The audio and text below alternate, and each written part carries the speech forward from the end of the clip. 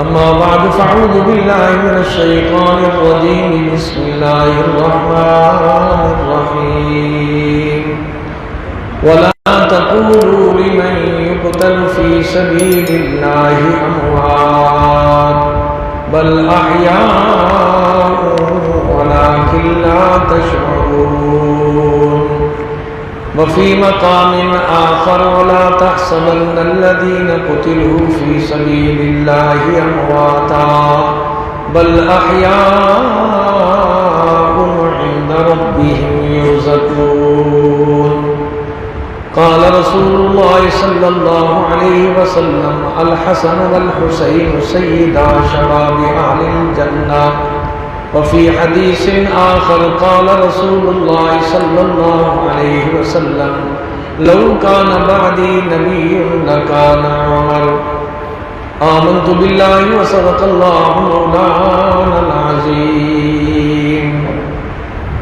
شہادت آخری منزل ہے انسانی سعادت کی وہ خوش قسمت ہے مل جائے جسے دولت شہادت کی.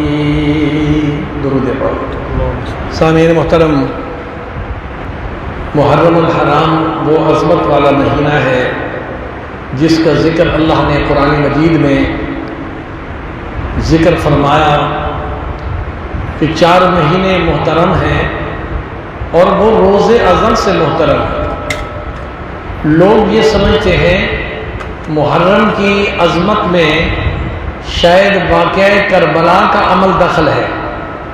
شہادت اور واقعہ کربلا تو اب ہو رہا ہے، لیکن جب سے زمین و آسمان بنے ہیں اللہ نے تو محرم کے مہینے کو اس وقت سے عزت، عظمت، شرافت نصیب فرمائی اور اس کا ذکر اللہ نے قرآن مجید میں ارشاد فرمایا. فرمایا ان عدت الشہور عند اللہ 12 شہرا فی کتاب اللہ یوم خلق السماوات والارض. جب سے زمین و آسمان پیدا ہوئے ہیں اللہ نے 4 مہینوں کو عزت دی ہے. ان 4 مہینوں میں چوتھا مہینہ محرم الحرام کا ہے. اس محرم الحرام کے اندر بہت سارے واقعات انبیاء کے، کائنات کے آئے ہیں، لیکن اس وقت کی نزاکت کو دیکھتے ہوئے صرف اپنے موضوع کی طرف رہوں گا کہ اس مہینے کی 1 تاریخ کو امیر المومنین خلیفۃ المسلمین سیدنا عمر فاروق رضی اللہ تعالی عنہ کو اللہ نے شہادت نصیب فرمائی. اسی مہینے کی 10 تاریخ کو نواسہ رسول، سوار بردوش رسول سیدنا حسین بن علی نے اپنا سارا خانوادہ چھوٹے سے لے کے بڑے تک اللہ کی دین کی سربلندی کے لیے حتیٰ کہ اپنی جان تک قربان کر دی. ایسی قربانی کے بارے میں اللہ کریم نے قرآن مجید فرقان حمید میں عجیب انداز اختیار فرمایا اور ارشاد فرمایا وَلَا تَقُولُوا لِمَن يُقْتَلُ فِي سَبِيلِ اللَّهِ أَمْوَاتٌ. اے کائنات والو، جو میری راہ میں اپنی جان کو قربان کرے اس کو یوں نہ سمجھو کہ اس نے کوئی گھاٹے والا سودا کیا ہے، بلکہ اس نے تو وہ تجارت کی ہے جس سے بہتر کوئی تجارت ہی نہیں ہے. اللہ کریم نے فرمایا یا ایھا الذین آمنوا هل ادلکم علی تجارۃ تنجیکم من عذاب علیم. اے ایمان والو، میں تمہیں تجارت بتاتا ہوں، ایسی تجارت جس جیسی تجارت دنیا کے اندر نہیں ہے. دنیا کی روزی اور دنیا کی تجارتیں یہیں رہ جائیں گی. اللہ جس تجارت کے بارے میں کہتا ہے وہ فرماتا ہے یہ وہ ہے جو دنیا کی اور آخرت کی عزت نصیب ہوگی. فرمایا اللہ کریم نے ارشاد فرمایا شہید کو مردہ نہ کہو بل احیاء عند ربہم، بلکہ شہید تو وہ ہے جس کو اللہ نے ایسی زندگی بخشی ہے جس زندگی کا تمہیں شعور بھی نہیں ہے۔ دوسرے مقام پہ ارشاد فرمایا وَلَا تَحْسَبَنَّ الَّذِينَ قُتِلُوا فِي سَبِيلِ اللَّهِ أَمْوَاتًا، شہید کو مردہ کہنا تو اپنی جگہ پر، اللہ فرماتا ہے میں تو یہ بھی برداشت نہیں کرتا کہ تم اپنے ذہن میں یہ بات لاؤ کہ شہید مر گیا ہے۔ اللہ فرماتا ہے گمان بھی نہ لاؤ، یا اللہ جو زندہ ہوتا ہے وہ تو کھاتا بھی ہے، پیتا بھی ہے، چلتا بھی ہے، پھرتا بھی ہے۔ اللہ فرماتے ہیں ہاں شہید کو میں نے ایسی زندگی بخشی ہے، بل احیاء عند ربهم یرزقون، فرمایا شہید وہ عظمت والا انسان ہے جس کی مہمانی رب العالمین فرما رہے ہیں، اور شہید رب کے پاس مہمان ہے اور اپنی مرضی کے کھانے بھی کھا رہا ہے اور اپنی مرضی کی سیریں بھی کر رہا ہے۔ تو شہادت وہ اعلیٰ رتبہ ہے جس کے بارے میں نبی کریم صلی اللہ علیہ وسلم کا فرمان ہے لَوَدِدْتُ أَنْ أُقْتَلَ فِي سَبِيلِ اللَّهِ ثُمَّ أُحْيَا ثُمَّ أُقْتَلْ، میرے آقا نے ارشاد فرمایا باوجود اس کے کہ رب العالمین نے آپ کو ختم نبوت کا تاج پہنایا، مقصود کائنات ٹھہرایا، لیکن اس کے باوجود حضور فرماتے ہیں میرا جی یہ چاہتا ہے در تیرا ہو سر محمد کا ہو، میں بار بار تیرے نام پہ اپنا سر کٹوا دوں، تجھے مجھے بار بار زندگیاں بخشتا جا۔ تو معلوم یہ ہوا جس چیز کی طلب اللہ کے نبی فرما رہے ہیں اس پر تو افسوس نہیں بلکہ خوش ہونا چاہیے، اور شہادت میں کیونکہ ہمارا عقیدہ یہ ہے قرآن و حدیث کی روشنی میں کہ وہ زندہ ہے، اور شہادت اللہ کی طرف سے ایک ایسا ایوارڈ ہے، ایسا اعزاز ہے جو عام کو نہیں ملتا بلکہ اللہ خاص اپنے مقبول بندوں کو نصیب فرماتا ہے۔ میرے اور آپ کے آقا جناب محمد رسول اللہ صلی اللہ علیہ وسلم نے فرمایا شہید کو اللہ 6 انعام نصیب فرماتا ہے۔ پہلا شہید کو اعزاز یہ ملتا ہے کہ جب وہ شہادت پا رہا ہوتا ہے اس کے جسم سے لگا ہوا خون ابھی زمین پر نہیں گرتا، اللہ اس کے سارے گناہ معاف کر دیتا ہے، پہلا انعام۔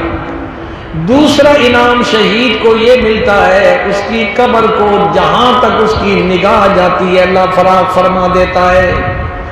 تیسرا یہ ہے شہید تڑپ رہا ہوتا ہے جس وقت جان اس کی نکل رہی ہوتی ہے، فرمایا اس کے جان نکلنے سے پہلے جنت کا مقام اسے دکھا دیا جاتا ہے۔ میں اور آپ دنیا سے جائیں گے، ہمیں تو مرنے کے بعد جنت میں اپنا مکان دیکھنا نصیب ہوگا نا۔ شہادت ایسا عظیم رتبہ ہے، فرش پہ وہ شہید لوٹ پوٹ ہو رہا ہے، اللہ فرماتا ہے یہ سامنے دیکھو تو صحیح یہ جنت میں تیرا محل ہے۔ اس کے بعد شہید کو اللہ سب سے بڑا اعزاز یہ بخشتے ہیں کہ اللہ اسے اپنا دیدار نصیب کر دیتے ہیں، اور وہ دیدار جو اللہ نصیب کرتے ہیں نا اس کی وجہ سے اسے اس کی تکلیف بھی نہیں ہوتی۔ اب آپ اس کی مثال سمجھیں یہ کیسے ہو سکتا ہے کہ اسے خنجر لگ رہے ہیں، تلواریں لگ رہی ہیں، گولیاں لگ رہی ہیں اور تکلیف نہیں ہوتی۔ اللہ نے قرآن میں اس کی مثال دی۔ حضرت یوسف علیہ نبی علیہ الصلوۃ والسلام پر زلیخا فریفتہ ہوئی تو زنانان مصر نے زلیخا کو تانا دیا، عاشق ہونا تھا کسی چودھری پر عاشق ہوتی، کسی بالدار پر عاشق ہوتی، تم عاشق ہوئی ہے غلام پر۔ تو زلیخا نے کہا تم نے پھر یوسف کو دیکھا ہی نہیں، چلو پھر اس طرح کرتے ہیں کل میرے پاس تمہاری دعوت ہے اور اس دعوت میں تم نے میرے پاس آنا ہے اور پھر میں تمہیں اس سوال کا جواب دوں گی کہ میں غلط ہوں یا صحیح ہوں۔ دعوت کا اہتمام ہوا، یوسف علیہ نبی علیہ الصلوۃ والسلام کو پردے کے پیچھے بٹھا دیا گیا اور عورتوں کے ہاتھ میں سیب اور چھریاں دے دی گئی۔ یہ سیب اس وقت کاٹنے ہیں جب میرا یوسف سامنے آئے گا، یعنی کہ ٹھیک ہے اب چڑیاں ہاتھ میں ہیں، سیب ہاتھ میں ہے، پردہ جو آگے تھا اسے ہٹایا گیا. یوسف علیہ نبی علیہ الصلوۃ والسلام کا جلوہ نبوت کا جب سامنے آیا نا، قرآن کہتا ہے وَقَطَّعْنَا أَيْدِيَهُنَّ وَقُلْنَا حَاشَ لِلَّهِ مَا هَذَا بَشَرًا إِنْ هَذَا إِلَّا مَلَكٌ كَرِيمٌ.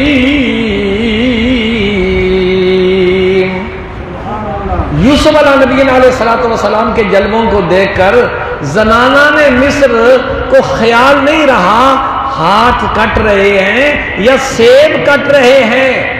مفسرین کرام فرماتے ہیں یہ تو یوسف کا جلوہ ہے اور شہید کے سامنے اللہ کا جلوہ ہوتا ہے. تو جس کے سامنے اللہ کا جلوہ ہوگا اسے کیسے پتہ چلے گا کہ میری جان کو کوئی تکلیف ہو رہی ہے؟ وہ تو اللہ کے دیدار میں ایسا مست ہو جائے گا اسے ہوش دنیا کا رہے گا بھی نہیں. تو اللہ فرماتا ہے شہید وہ ہے جسے اس کو دیدار نصیب ہوتا ہے. تو میں عرض یہ کر رہا تھا کہ محرم الحرام کی پہلی تاریخ کو امیر المومنین سیدنا عمر فاروق رضی اللہ تعالیٰ عنہ. کون فاروق؟ حضور کے 1,24,000 صحابہ موجود ہیں. کسی صحابی کے لیے چاہے علی کی بڑی شان ہے، ابو بکر کی بڑی شان ہے جی، عثمان غنی کی بڑی شان ہے، عشرہ مبشرہ کی بڑی شان ہے، لیکن کسی صحابی کے لیے اللہ کے نبی نے اس کا نام لے کر خدا سے نہیں مانگا کہ ابو بکر آ جائے، علی آ جائے. نہیں، یہ کچھ کسی کے بارے میں نہیں کہا. خدا کی خدائی میں ایک ایسا انسان ہے جس کو نبی نے مانگا. کس کے لیے مانگا؟ اللہم اعز الاسلام بعمر بن الخطاب. اے اللہ اسلام کو عزت دے خطاب کے بیٹے عمر کی وجہ سے.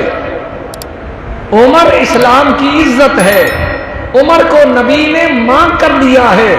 وہ فاروق اعظم رضی اللہ تعالیٰ عنہ جس کے بارے میں میرے اور آپ کے آقا جناب محمد رسول اللہ صلی اللہ علیہ وسلم نے ارشاد فرمایا اول من اسلم علانیۃ فہو عمر. کائنات والو کوئی صحابی ایسا نہیں جس نے علل اعلان اسلام قبول کیا ہو. حالات ایسے تھے، چھپ کر اسلام قبول کیا جاتا تھا. نبی کریم صلی اللہ علیہ وسلم کمرے میں بیٹھ کر کلمہ پڑھاتے تھے، نماز اندر ہوتی تھی.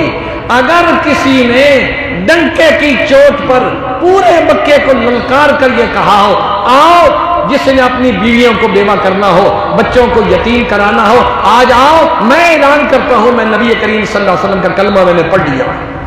اول من اسلم علانیۃ، جس نے ڈنکے کی چوٹ پر کلمہ پڑھا ہے وہ عمر ہے. وہ سیدنا فاروق اعظم رضی اللہ تعالیٰ عنہ جن کی وجہ سے پہلی آذان، پہلی نماز بیت اللہ کے سائے میں پڑھی گئی ہے، وہ عمر فاروق تھے. ابو بکر پہلے مسلمان ہو چکے تھے، علی مسلمان ہو چکے تھے، عثمان مسلمان ہو چکے تھے، عشرہ مبشرہ مسلمان ہو چکے تھے. لیکن جب عمر آیا، نماز کا ٹائم ہوا، حضور نبی کریم صلی اللہ علیہ وسلم نے صحابہ کو فرمایا آذان دو. فاروق اعظم رضی اللہ تعالیٰ عنہ فوراً پوچھنے لگے یا رسول اللہ ہمارا دین سچا نہیں ہے؟ دین سچا ہے. تو فرما پھر آذان اندر کیوں ہے؟ فرما عمر تیرے شہر والے اور تیری برادری والے ہمیں جینے نہیں دیتے اس لیے ہم چھپ کر نماز پڑھتے ہیں. فرما عمر اسلام کے باہر تھا، نماز اندر تھی. آج عمر آیا ہے، آج عمر آگے آگے ہوگا آپ کا غلام بن کر پہرا دیتے ہوئے، اور مکہ میں اذان بھی بیت اللہ میں جا کے دلواؤں گا اور نبی کو مصلی پہ کھڑا کر کے نماز بھی پڑھواؤں گا. یہ فاروق اعظم رضی اللہ تعالیٰ عنہ جو پہلی نماز برسر عام ڈنکے کی چوٹ پر کفار بیٹھے ہیں اور مسلمان آذان بھی دے رہے ہیں، اللہ کی توحید محمد رسول اللہ کی رسالت کا کھلم کھلا اعلان ہو رہا ہے. یہ اعزاز حضور کی تازی دعا قبول ہوئی کہ عمر کو اسلام دے اسلام کی عزت کی وجہ سے. تو عمر کی وجہ سے اسلام کو عزت ملی یا نہیں ملی؟ وہ عمر فاروق رضی اللہ تعالیٰ عنہ جنہیں اللہ کریم نے آگ پر، پانی پر، مٹی پر، ہوا پر حکمرانی نصیب فرمائی تھی. وہ صرف چند لوگوں کو حکمران نہیں تھا. ایسا دنیا میں کوئی حکمران نہیں ہے جسے اللہ نے ہوا پر بھی حکومت دی ہو، جسے اللہ نے پانی پر بھی حکومت دی ہو، زمین اور مٹی پر بھی حکومت دی ہو، وہ فاروق اعظم ہے۔ فاروق اعظم رضی اللہ تعالیٰ عنہ تشریف فرما ہے، زمین ہلنے لگ گئی، آپ اٹھے اور درہ اٹھایا، یہ عمر ہی تھا، کہا زمین تجھ پر میں نے کبھی ناانصافی تو نہیں کی ہے، درہ مارا کہ تو ہل کیوں رہی ہے۔ عمر کے درے کو مٹی نے بھی قبول کیا اور زمین کا زلزلہ رک گیا، اور عمر نے فرمایا قیامت تو آ سکتی ہے، مدینے کی سرزمین پہ زلزلہ نہیں آئے گا۔ وہ فاروق اعظم رضی اللہ تعالیٰ عنہ کہ کھڑے ہیں مکہ المکرمہ میں، جمعہ پڑھا رہے ہیں، اور جمعہ پڑھاتے ہوئے فوراً اچانک کہا یا ساریہ الجبل، کھڑے یہاں ہیں، بات کہاں ہو رہی ہے؟ میدان جنگ میں، جو وہاں سے سینکڑوں میل دور ہے۔ عمر کی بات کو ہوا کیچ کرتی ہے اور ساریہ کی طرف پہنچاتی ہے۔ نہ اس وقت موبائل تھے، نہ کوئی وائرس سسٹم تھا، کس نے وہ بات وہاں پہنچائی؟ فرمایا وہ ہوا بھی عمر کی نوکر بنی ہوئی ہے، جو آرڈر دیتا ہے وہ آرڈر پہنچاتی بھی ہے۔ اسی لیے کسی نے فرمایا کون کہتا ہے کہ داراؤ سکندر اچھے، ساری دنیا سے محمد کے قلندر اچھے۔ دنیا کے بادشاہ کیا ہے؟ جھوٹے بادشاہ، چور، اچکے۔ بادشاہی تو ایسی ہو، ہوا بھی بات مانے، اور جناب والا زمین بھی بات مانے، آسمان والے بھی بات مانے۔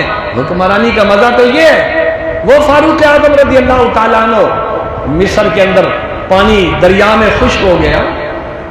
اس زمانے میں وہاں کی ریت تھی جاہلیت کی، ہر سال دریا خشک ہوتا، ایک نوجوان خوبصورت لڑکی خرید کر بناؤ سنگھار کر کے دریا میں ڈالتے تھے تو پانی چلتا تھا۔ اور رنے عمر بن عاص رضی اللہ تعالیٰ نے گورنر مصر ہیں، لوگ آئے، پانی تو خشک ہو رہا ہے، ہمارا تو پہلے طریقہ کار یہ ہے، تمہارے پاس کوئی انتظام ہے تو کرو۔ عمر بن عاص نے فوراً ایک چیز بھیجا فاروق اعظم رضی اللہ تعالیٰ عنہ کی طرف کہ حضور یہاں تو یہ طریقہ کار ہے، اب پانی ختم ہو رہا ہے، کیا کریں؟ آپ نے ایک کاغذ کے پرزے پر دریا کو لکھ کے بھیجا، اگر اللہ کے حکم سے جیسے چل رہا تھا ویسے چلے تو چل، اور اگر تو کہے زمانہ جاہلیت کی ریت وہ نہیں ہوگی، پھر تیرا اور میرا ٹاکرا اللہ کی عدالت میں ہوگا۔ بس یہ 2-4 لفظ لکھ کے کہا یہ لے جاؤ۔ کہاں لے جاؤ؟ کہا دریا کو جا کے دے دیں۔ حکمرانی کا مزہ تو آیا نا۔ فرماتے ہیں عمر بن عاص کو نے جب پڑھا تو یہ نہیں کہا کہ بادشاہ سلامت نے، امیر المومنین نے ہم سے مذاق کیا ہے، فرمایا یہ اس نے ایسے نہیں لکھا، یہ عمر ہے، جا کے دریا میں ڈالا، صبح ہونے سے پہلے 16 ہاتھ لبالب دریا چل رہا ہے۔ فرمایا اب یہ چلا ہے، قیامت تو آ جائے گی، دریائے نیل میں پانی خشک نہیں ہوگا۔ وہ فاروق اعظم رضی اللہ تعالیٰ عنہ جنہیں اللہ تعالیٰ نے شہادت نصیب فرمائی، وہ اور اسی مہینے کی 10 تاریخ کو نواسہ رسول، سوار بردوش رسول حضرت امام حسین رضی اللہ تعالیٰ عنہ نے شہادت پائی۔ کون؟ حسین پیدا ہوئے، اٹھا کر کپڑے میں لپیٹ کر حضور تشریف فرمائے مسجد میں لائے گئے۔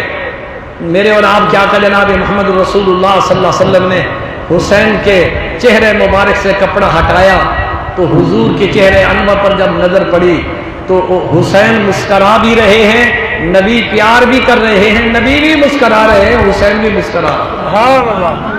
پھر کیسے خوش نصیب ہیں حسین کہ میرے آقا نے اپنی زبان مبارک حسین کے منہ میں ڈال دی، حسین چوس بھی رہا ہے۔ حسین نے چہرہ دیکھا تو مصطفیٰ کا دیکھا، حسین کے جسم کے اندر اگر کوئی چیز گئی ہے تو نبی کا لعاب گیا ہے، کتنی شان والا حسین ہے۔ وہ حسین ابن علی رضی اللہ تعالیٰ عنہ جو میرے اور آپ کے آقا جناب محمد رسول اللہ صلی اللہ علیہ وسلم نے حضرت علی سے پوچھا نام کیا ہے؟ کہا جی میں نے نام حرب رکھا ہے۔ حرب کا معنی لڑنے والا۔ فرمایا نہیں یہ نام اچھا نہیں ہے، اس کا نام حسن ہے، پہلا بیٹا۔ دوسرے آئے پھر پوچھا کیا نام رکھا ہے؟ کہا حرب. فرمایا حرب نہیں، اس کا نام حسین ہے. تیسرا بیٹا پیدا ہوا، علی کیا نام رکھا ہے؟ حرب. فرمایا نہیں، اس کا نام محسن ہے. مفسرین کرام فرماتے ہیں اس کائنات میں حسن و حسین اور محسن سے پہلے اس کائنات میں کسی کا نام بھی حسن حسین نہیں تھا. اللہ نے وہ نام بھی سنبھال کے نبی کے نواسوں کے لیے رکھے ہوئے تھے. سبحان اللہ. حسن اور حسین اور محسن. میرے آقا جناب محمد رسول اللہ صلی اللہ علیہ وسلم حسن و حسین سے اتنا پیار کیا کرتے تھے کہ تھوڑی دیر اگر ہو جاتی اور حسن حسین سے ملاقات نہ ہوتی، اسپیشل آدمی بھیج کر بیٹی کو کہتے شہزادوں کو میرے پاس بھجوا دو، حضور ان سے کھیلتے، حضور ان سے پیار کرتے. یارو وہ حسن و حسین کیسے خوش نصیب ہیں کہ میرے اور آپ کے آقا جناب محمد رسول اللہ صلی اللہ علیہ وسلم ان کے بوسے لیتے ہیں. کبھی پیشانی پر بوسہ لیتے ہیں، کبھی رخساروں پر بوسہ لیتے ہیں، کبھی ہونٹوں پر بوسہ دیتے ہیں.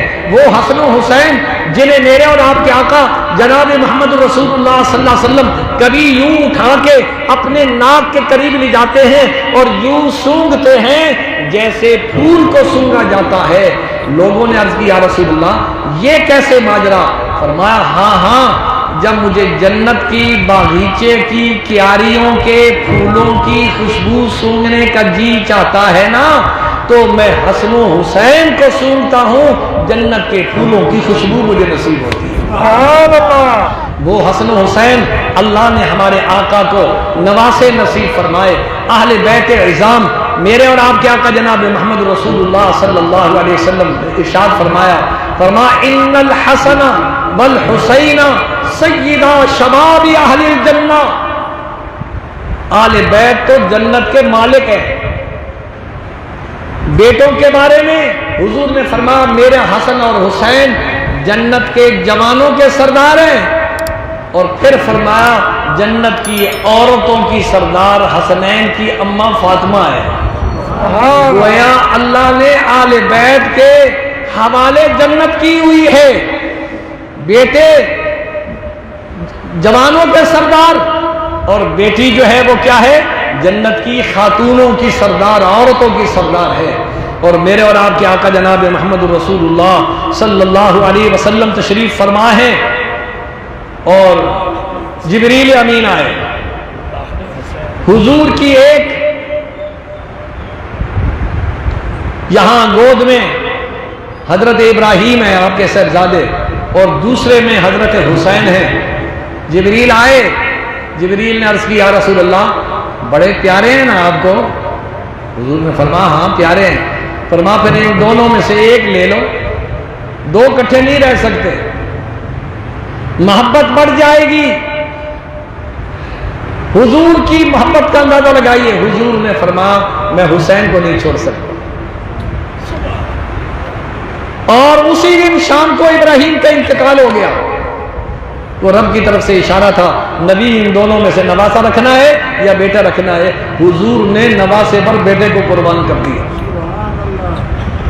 اور پھر میرے اور آپ کیا کہ جناب محمد رسول اللہ صلی اللہ علیہ وسلم نے حضرت حسین رضی اللہ تعالی عنہ کو دیکھ کر جب دیکھا خطبہ دے رہے ہیں، حسنین کریمین سے محبت کا اندازہ لگائیے. حضور خطبہ دے رہے ہیں، حسنین کریمین 3-4 سال کے ابھی ہیں، چلتے آ رہے ہیں، گر گئے. حضور نے اپنے شہزادوں کے لیے جمعے کا خطبہ چھوڑا، منبر سے اترے. صحابہ حیران ہیں حضور کدھر جا رہے ہیں. صحابہ نے دیکھا تو حضور حسین کو اٹھ کر اس کے لبوں کو اور اس کے ہونٹوں کو چوم رہے ہیں. اور حضور نے فرمایا سچ فرمایا اللہ نے انما اموالکم واولادکم فتنہ، مال اور اولاد بڑا فتنہ ہے. مجھ سے برداشت نہیں ہو سکا کہ میرا حسین زمین پہ گرے اور اسے چوٹ لگے. میں نے خطبہ تو چھوڑ دیا ہے لیکن حسین کو جا کے اٹھایا. تو حسن و حسین وہ عظیم ہستیاں ہیں جو میرے اور آپ کے آقا جناب محمد رسول اللہ نماز پڑھا رہے ہیں. حضرت حسین رضی اللہ تعالیٰ عنہ بھاگتے بھاگتے آئے اور حضور کے کندھوں پر چڑھ گئے. حضور سجدے میں. صحابہ حیران ہیں. ہم تو 3 دفعہ تسبیح پڑھتے ہیں اور اگر 5 دفعہ یا 7 دفعہ امام تسبیح پڑھے تو مقتدی کہتے ہیں یہ تو بڑی لمبی نماز پڑھاتے ہیں. उस दिन सहाबा फरमाते हैं 70 दफा हमने सुभान रब्बी अल-आला पढ़ा, हुजूर ने सर नहीं उठाया। नमाज हुई तो हमने अर्ज की या रसूल अल्लाह इतना लंबा सजदा? फरमाया ये इसलिए कि मैं नमाज पढ़ा रहा था, हुसैन मेरे कंधे पे आके सवार हुआ और मैंने कहा मैं उठूंगा तो ये गिर जाएगा, मैंने हुसैन की खातिर अपने सजदे को ही लंबा कर दिया। वो हसन हुसैन जो अहले बैत में से हैं, रब्बुल आलमीन ने उन्हें क्या रुतबा अता फरमाया? फरमाया उसकी हिम्मत पर अली शेरे खुदा को नाज है, उस नमाज़े पर मुहम्मद मुस्तफ़ा को नाज है। सजदे तो सब ने किए पर उसका एक नया अंदाज है, उसने वो सजदा किया जिस पे खुदा को नाज है। आशिके मौला को सच है, इश्क में भी दीद है, सर को सजदा में कटाना आशिकों की ईद है। कटा कर गर्दने दिखला गए हैं करबला वाले, कभी बंदे के आगे झुक नहीं सकते खुदा वाले। ये जबीन नियाज एक खुदा के सामने झुकने के लिए है, ये किसी के सामने झुकने के लिए नहीं है। और हजरत इमाम हुसैन रज़ी अल्लाह तआला अन्हु का अंदाजा फरमाइए, छोटे सिपाही से लेकर, हालांकि आप तो तशरीफ नहीं लेके गए थे कि मैं लड़ाई करने के लिए जा रहा हूं। आज ये जो ड्रामाबाज आपके सामने मगरमच्छ के आंसू बहाते हैं हुसैन के इश्क में, यही कातिलान हुसैन है। और इसकी गवाही जब आले बैत इज़ाम हजरत इमाम हुसैन के पास 12,000 खत लिखे कुफियों ने, हुजूर आइए हमारी आंखें आपकी मुंतज़िर हैं, हम आप पर कुर्बान होने के लिए तैयार हैं। 12,000 खतूत गए और वहां रास्ते में रोक लिया गया। वो सारे लोग जो हुसैनियत का नाम के दावे मारते थे, जरा उधर से धमकी आई, सारे छोड़ के चले गए मुस्लिम बिन अकील को। अकेले शहीद हुई है हजरत मुस्लिम बिन अकील रज़ी अल्लाह तआला अन्हु। हजरत इमाम हुसैन रज़ी अल्लाह तआला अन्हु उनको कहने लगे, लोगों कूफियों, तुमने मेरे बाप को भी शहीद किया है, लेकिन मैंने तुम्हारे खतूत का एतबार किया कि अगर मैं न गया तो क़यामत के दिन अल्लाह कहेगा मेरे बंदे तुम्हें बुला रहे थे, तुम क्यों न गए? मैं आया हूं। उन्होंने कहा कि हमने तो खत नहीं भेजे। बोरी आपने खोली, ये फलां तू है, तेरा नाम ये तेरा नाम है, ये तेरा नाम है जी, हमने तो खत नहीं भेजे। हजरत इमाम हुसैन रज़ी अल्लाह तआला अन्हु छोटे से लेकर बड़े तक अपने भाई, अपने बेटे, अपने भतीजे, 72 तो कुल हैं, लेकिन खानवादा अहले बैत में से सिवाय इमाम ज़ैनुल आबिदीन के सारे शहीद हो गए। हजरत अली कितने मजलूम हैं, खुद शहीद, बेटा शहीद। हजरत अली के 6 बेटे उस जंग के अंदर शरीक है, करबला के अंदर, ये सारे के सारे शहीद हो गए। और जब वहां से ये काफिला लूटा हुआ वापस आने लगा तो वही कुफी औरतें सरों पे मिट्टी डाल रही हैं, या हुसैन या हुसैन। मर्द आपने कहा बदबख्तो, कत्ल भी करने वाले तुम, वैन करने वाले भी तुम, सर पे मिट्टी डालने वाले भी तुम, लेकिन सुन लो हजरत इमाम ज़ैनुल आबिदीन ने फरमाया क़यामत तक के लिए भौंकते रहोगे, रोते रहोगे और अल्लाह तुम्हें किसी को जिंदा नहीं छोड़ेगा। तुमने अहले बैत के फूलों की पत्तियों को मैदान करबला के अंदर बखेर दिया है, ये ऐसे खाली नहीं जाएगा। ये उस वक्त के लोग हैं, ये हुसैन के मानने वाले नहीं, हुसैन के दुश्मन हैं। हुसैन ने तो नमाज नहीं छोड़ी, हुसैन ने तो दीन के लिए सब कुछ कुर्बान कर दिया, हुसैन ने तो रोने से मना किया। खैमों में से किसी के रोने की आवाज आई, वाह हुसैन, हम तो वो हैं, हाय हुसैन करने वाले नहीं है। हुसैन इस शान का मालिक है कि क्या कहा जाए, वाह हुसैन, सब कह दो वाह हुसैन, वाह हुसैन। حسین واہ کا مستحق ہے، ہائے کا مستحق نہیں۔ حسین نے بازی جیتی ہے، حسین نے بازی ہاری نہیں ہے۔ اور شہادت تو حیات جاویدانی ہے۔ فرمایا شہادت آخری منزل ہے انسانی سعادت کی، شہادت آخری منزل ہے انسانی سعادت کی، وہ خوش قسمت ہے مل جائے جسے دولت شہادت کی۔ ہائے تو اس کو کیا جاتا ہے جس کو نقصان ہو، اور اللہ کہتا ہے شہید زندہ ہے۔ اللہ کہتا ہے شہید کو شہادت سے پہلے میرا دیدار نصیب ہوتا ہے۔ اللہ فرماتا ہے دنیا میں بعد شہید ہے، ابھی وہ دنیا میں روح نکل رہی ہے، جنت کا اسے محل پہلے دکھا دیا جاتا ہے۔ تو جس کو اتنے اعزاز ملے وہاں ہائے کیا جاتا ہے یا واہ کیا جاتا ہے؟ حسین تو امتحان کے اندر کامیاب ہوا ہے، جو کامیاب ہوا ہے اس کو ہائے نہیں کہا جاتا بلکہ اسے کہا جاتا واہ حسین۔ اور اللہ نے خانوادہ نبوت کو یہ شان بخشی ہے کہ انہوں نے دین کی خاطر اپنے بچوں کو، اپنے اہل خانہ کو، بلکہ اپنی ساری جو پونجی تھی حسین نے خود بھی آخر میں آ کے حسین رضی اللہ تعالیٰ نے فرمایا ظالموں نماز تو پڑھنے دو۔ اور نماز حسین نے ہر موقع پر جتنے دن 10 دن رہے، پانی پینے کے لیے تو نہیں تھا، تیمم کر کے باقاعدہ جماعت کروائی اپنے خیموں میں۔ اسی طرح سیدنا فاروق اعظم رضی اللہ تعالیٰ عنہ زخمی پڑے مصلی کے پاس، اور فوراً عبد الرحمن کو بلا کے کہا نماز پڑھاؤ۔ نماز میں تاخیر نہ، خون رس رہا ہے، لیکن نماز آپ نے سامنے مکمل کروائی۔ حسین نے بھی آخری وقت بھی اپنا سر سجدے میں کٹوا تو دیا لیکن نماز کو نہیں چھوڑا، اور دنیا والوں کو پیغام دیا ہے نماز اتنی قیمتی چیز ہے جس کے لیے اولاد قربان کی جا سکتی ہے، اپنا سر کٹوایا جا سکتا ہے، لیکن نماز کو نہیں چھوڑا جا سکتا۔ اللہ ہم سب کو امام حسین اور اہل بیت کے ساتھ اور صحابہ کرام کے ساتھ عقیدت و محبت نصیب فرمائے، اور ان کی طریقہ کار پر اللہ تعالی ہم سب کو عمل کرنے کی توفیق نصیب فرمائے، اور ایسے لوگ جو نام حسینیت کے لے کے دراصل دشمنان اسلام ہیں، اللہ ان کی شر سے تمام مسلمانوں کو محفوظ فرمائے۔